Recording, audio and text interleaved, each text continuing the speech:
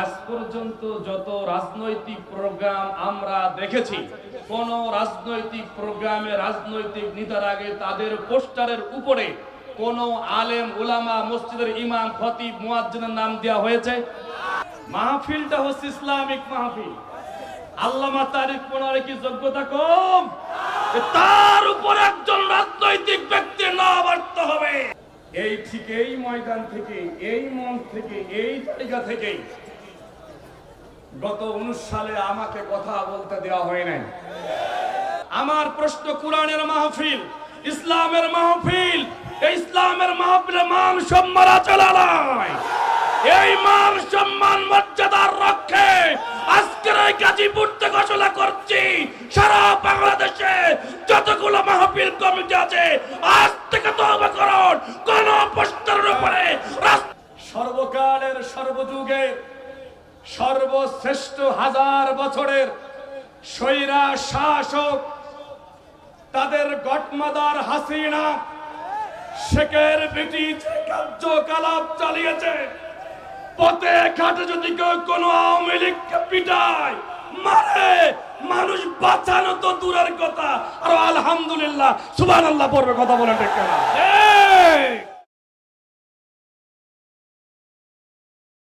আমাকে শহীদ করে সেই মিছিলে শামিল করে নিও। বলুন আমিন। আমাকে শহীদ করে সেই মিছিলে শামিল করে নিও। যেই মিছিলের নেতা কাদের মোল্লা, আল্লামা সাইদি সবার ছিল যারা অতি প্রিয়, শামিল করে নিও। আমাকে শহীদ করে সেই মিছিলে শামিল করে নিও। সাইদ কুতুব হাসানুল বান্না সেই মিছিলে হলো গণ্য। শহীদ মুজাহিদ মীর কাশওয়ালি কামরুজ্জামান মাওলানা নিজামী সেই মিছিলের সাথী অনন্য। মরণ তো একদিন আসবেই জানি, মিনতি তোমার কাছে চির সুখের সেই মরণ আমায় দিও। আমাকে শামিল করে নিও। লা ইলাহা ইল্লাল্লাহ, লা ইলাহা ইল্লাল্লাহ, লা ইলাহা ইল্লাল্লাহ মুহাম্মাদুর রাসূলুল্লাহ। এই পোস্টারের মধ্যে আমার কিছু কথা আছে, বলবো?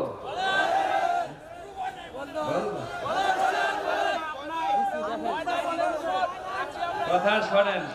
কথাটা হলো, আমি কারোর বিরুদ্ধেও না, কারোর পক্ষেও না, আমি কোরআনের পক্ষে, ঠিক কিনা? আমার প্রশ্ন হলো, আজ পর্যন্ত যত রাজনৈতিক প্রোগ্রাম আমরা দেখেছি, কোন রাজনৈতিক প্রোগ্রামে রাজনৈতিক নেতার আগে তাদের পোস্টারের উপরে কোন আলেম উলামা মসজিদের ইমাম খতিব মুয়াজ্জিনের নাম দেওয়া হয়েছে? তা আমরা কেন মাহফিলে এগুলো? আমি কি কলিজা আঘাত করলাম? মাহফিলটা হচ্ছে ইসলামিক মাহফিল। আল্লামা তারিক পড়ার কি যোগ্যতা কম? তার উপর একজন রাজনৈতিক ব্যক্তির নাম আসতে হবে। ইসলামিক পোস্টার, ইসলামিক মাহফিল, কোরআনের মাহফিলে সবার উপরে নাম থাকবে, আলেমদের নাম থাকবে।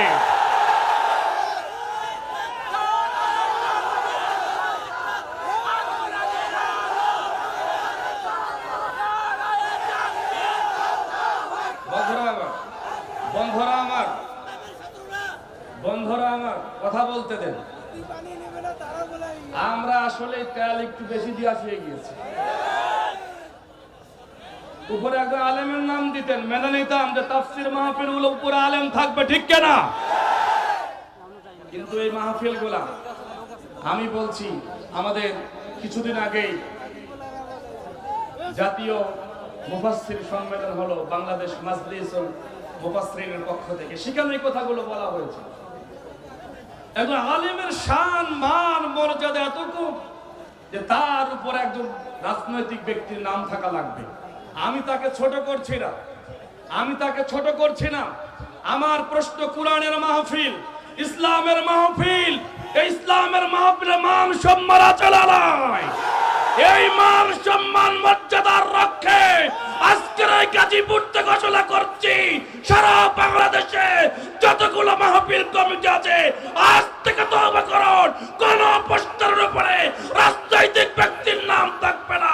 ইসলামের মাহফিল, কোরআনের মাহফিল আলেম দিয়ে শুরু হবে, খতিব দিয়ে শুরু হবে। কথা বলেন ঠিক না? আমি কি ভুল বলেছি?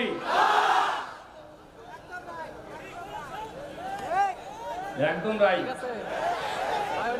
কর্তৃপক্ষকে আমি দৃষ্টি আকর্ষণ করব, কারণ আমরা জানি বাংলাদেশ নয় সারা পৃথিবীর কাছে একজন পরিচিত ফেজ, আন্তর্জাতিক মানের একজন মুফাসসির, বিশিষ্ট ইসলামী শিক্ষাবিদ, গবেষক আল্লামা তারিক মনোয়ার। কথা বলেন ঠিক কিনা? তার নামের উপরে যে তার নামটা দেওয়া হয়েছে, এই ঠিক এই ময়দান থেকে, এই মঞ্চ থেকে, এই জায়গা থেকে গত 19 সালে আমাকে কথা বলতে দেওয়া হয় নাই। কথা বলার জন্য কারোর কলিজায় আঘাত লেগেছিল। এক পর্যায়ে আমাকে বিভিন্ন ভাবে হয়তো তারা চিন্তা করেছিল কিছু একটা করবে। 19 সাল থেকে আজ 24 সাল পর্যন্ত আলহামদুলিল্লাহ আমি ঠিক আছি না নাই? কথা বলেন, আছি না নাই? আজ তারা সমস্যা অসুবিধা করতে চেয়েছিল, তারা কি আছে? শুধু নাই না, শুধু না, পথে যদি মনে করেন একটা কুকুর পিঠাচ্ছে, একটা কুকুরে পথে মানুষ মারছে, তারপরে ওই কুকুরে বাঁচানোর জন্য মানুষ যাবে কি যাবে না? একটা কুকুর হয়তো না খেয়ে মারা যাচ্ছে, তখন একজন বিবেকমান মানুষের কলিজায় লাগবে, আর কুকুরটা তাই না খেয়ে মারা যাবে। তখন উনি ওনার সাধ্য মতো হয়তো চেষ্টা করবে, কাঁচা খাবার থাকলে বা দোকান থেকে খাবার নিয়ে হলেও কুকুররে দিবে, ঠিক কিনা? কিন্তু আজকে আমি তো বলি আমার ভাষায়, সর্বকালের সর্বযুগের সর্বশ্রেষ্ঠ 1000 বছরের স্বৈরা শাসক, তাদের গডমাদার হাসিনা শেখের বেটি যে কার্যকলাপ চালিয়েছে, পথে ঘাটে যদি কেউ কোনো আওয়ামী লীগকে পিটায় মারে, মানুষ বাঁচানো তো দূরের কথা, আর আলহামদুলিল্লাহ সুবহানাল্লাহ পড়বে। কথা বলেন ঠিক কিনা? বন্ধুরা আমার, আজকে মানুষ এই শব্দটা গালি হিসাবে ব্যবহার করে, কেউ আজ পরিচয় দেয় না আমি আওয়ামী লীগ করতাম। কথা বলেন ঠিক কিনা? কারণ আমি ম্যাক্সিমাম মাহফিলেই বলতাম, আমরা হয়তো হতাশ হচ্ছি, নিরাশ হয়ে যাচ্ছি, কবে বিদায় নিবে স্বৈরা শাসক। আমি আপনি হতাশ হই আর নিরাশ হই, আমার আল্লাহর উত্তম পরিকল্পনা আছে না নাই? যদি এই 24-এর আগে কখনো বিদায়ের ঘন্টা হয়তো বাস্তব, হয়তো নদীর কিনারায় যেমন মানুষ ফেলায় দিলে সাঁতরায় উঠে আসার আশঙ্কা আছে না নাই? নদীর মাঝখানে, সমুদ্রের মাঝখানে পড়লে চতুর্দিকে তাকাইবে, কোন কুল কিনারা খুঁজে পাবে? বন্ধুরা আমার, আল্লাহ তাআলা এই শেখের বেটাদের গডফাদারকে এমন ভাবে বিদায়ের ঘন্টা বাজিয়েছে, তারা সাঁতরায় উপরে উঠার তো দূরের কথা, কিয়ামত পর্যন্ত বাংলার জমিনে আওয়ামী লীগ নামে কোন নাম থাকবে না, থাকবে না।